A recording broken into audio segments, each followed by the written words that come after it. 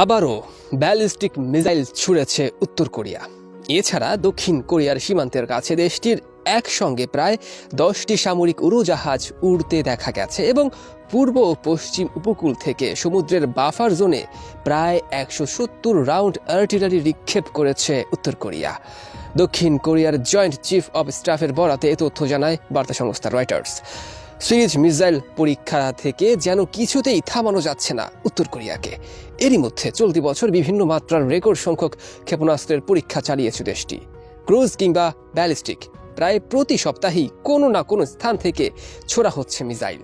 পিয়ংইয়ংয়ের অভূতপূর্ব ক্ষেপণাস্ত্র পরীক্ষার জেরে কোরীয় উপদ্বীপে উত্তেজনা বেড়ে চলেছে। এরই ধারাবাহিকতায় গত 12 অক্টোবর পরমাণু অস্ত্র বহনে সক্ষম দুটি দূরপাল্লার ক্রুজ ক্ষেপণাস্ত্রের পরীক্ষা চালায় উত্তর কোরিয়া।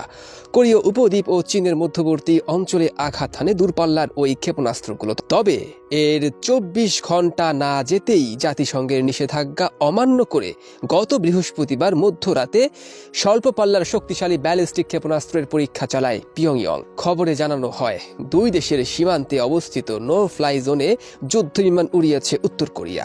দক্ষিণ কোরিয়ার জয়েন্ট চিফ অব স্টাফ জেসিএস জানিয়েছেন, এক পর্যায়ে উত্তরের সামরিক সীমানার মাত্র 12 কিলোমিটারের মধ্যে চলে এসেছিল উত্তর কোরিয়ার বিমান। উত্তর কোরিয়ার বিমান উড়ানোর জবাবে দক্ষিণ কোরিয়াও আকাশে তাদের বিমান ওড়ায়, যার মধ্যে ছিল তাদের F-35 যুদ্ধ বিমান। উত্তর কোরিয়ার সংবাদ সংস্থা কোরিয়ান সেন্ট্রাল নিউজ এজেন্সি বলেছে, সীমান্তে দক্ষিণ কোরিয়া যে 10 ঘন্টা লাইভ ফায়ার কামান প্রশিক্ষণ চালিয়েছে, এর জবাবে উত্তর কোরিয়া যুদ্ধ বিমান উড়িয়েছে। কামান প্রশিক্ষণ চালানোর বিষয়টি স্বীকার করেছে দক্ষিণ কোরিয়া, কিন্তু তারা বলেছে কামান প্রশিক্ষণ সীমান্ত থেকে 10 কিলোমিটার দূরে হয়েছে, কিন্তু এতে উত্তর কোরিয়ার সঙ্গে থাকা চুক্তির কোনো শর্ত ভঙ্গ হয়নি। দক্ষিণ কোরিয়া দাবি করেছে, উল্টো সমুদ্রের পূর্ব উপকূলে গত শুক্রবার 170 রাউন্ড গোলা ছুড়ে চুক্তির শর্ত ভঙ্গ করেছে উত্তর কোরিয়া। দক্ষিণ কোরিয়ার জয়েন্ট চিফ অফ স্টাফের এক বিবৃতিতে বলা হয়, স্থানীয় সময় রাত 1:49 উত্তর কোরিয়া ব্যালিস্টিক ক্ষেপণাস্ত্রটি ছুড়েছে। তার কয়েক ঘন্টা আগেই সীমান্তের কাছে প্রায় 10টি যুদ্ধবিমান ওড়ায় পিয়ংইয়ং। পাল্টা জবাব হিসেবে দক্ষিণ কোরিয়াও যুদ্ধবিমান ওড়ায়। প্রায় একই ধরনের ঘটনা গত সপ্তাহে ঘটেছিল। ক্ষেপণাস্ত্রের এসব সফল পরীক্ষা উত্তর কোরিয়াকে আরও শক্তিশালী করবে বলে প্রশংসা করেন দেশটির নেতা কিম জং উন।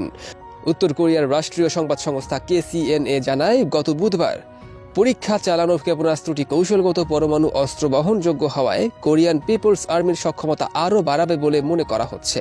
ক্রুজ ক্ষেপণাস্ত্রগুলো 2000 কিলোমিটার আকাশপথ পাড়ি দিয়ে দূরে সাগরে গিয়ে পড়ে। উত্তেজনা বাড়ানোর জন্য উত্তর কোরিয়ার নিন্দা জানিয়েছে দক্ষিণ কোরিয়ার জাতীয় নিরাপত্তা পরিষদ। তারা উত্তর কোরিয়ার এমন পদক্ষেপকে 2018 সালের দ্বিপক্ষীয় সামরিক চুক্তির লঙ্ঘন বলে অভিহিত করেছে। ওই চুক্তিতে সীমান্ত এলাকায় বৈরী কর্মকাণ্ড নিষিদ্ধ করা হয়। সিউল গত 5 বছরের মধ্যে আজ প্রথম পিয়ংইয়ংয়ের বিরুদ্ধে একতরফা নিষেধাজ্ঞা আরোপ করেছে।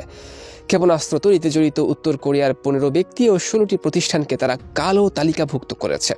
উত্তর কোরিয়ার একের পর এক ক্ষেপণাস্ত্র হামলার তীব্র নিন্দা জানিয়ে আঞ্চলিক নিরাপত্তা নিয়ে উদ্বেগ জানিয়েছে সিউল।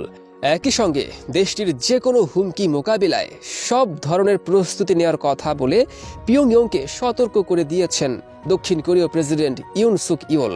উত্তর কোরিয়ার সর্বশেষ ক্ষেপণাস্ত্র পরীক্ষার নিন্দা জানিয়েছে জাপান। দেশটির প্রতিরক্ষা মন্ত্রী ইয়াসুকাজু হামাদা বলেন, উদ্দেশ্য যাই হোক না কেন, উত্তর কোরিয়ার বারবার ব্যালিস্টিক ক্ষেপণাস্ত্র ছোড়ার বিষয়টি একেবারেই অগ্রহণযোগ্য। তারা দেশটির ক্ষেপণাস্ত্র প্রযুক্তির উল্লেখযোগ্য অগ্রগতির বিষয়টিকে উপেক্ষা করতে পারেন না। উত্তর কোরিয়া যেভাবে একের পর এক শক্তিশালী ব্যালিস্টিক ক্ষেপণাস্ত্র তৈরি ও এর পরীক্ষা চালিয়ে যাচ্ছে, তাতে এগুলো প্রতিহত করা কঠিন বলেও মন্তব্য করেছে জাপান। চলতি বছর এ পর্যন্ত স্বল্প, মাঝারি ও দূরপাল্লার বিভিন্ন ধরনের 40টিরও বেশি ক্ষেপণাস্ত্রের পরীক্ষা চালিয়েছে উত্তর কোরিয়া। এর মধ্যে আন্তর্জাতিক আইন অনুযায়ী ব্যালিস্টিক ক্ষেপণাস্ত্র নিষিদ্ধ হলেও কাগজে কলমে জাতিসংঘের নিষেধাজ্ঞার তালিকায় নেই ক্রুজ মিসাইল।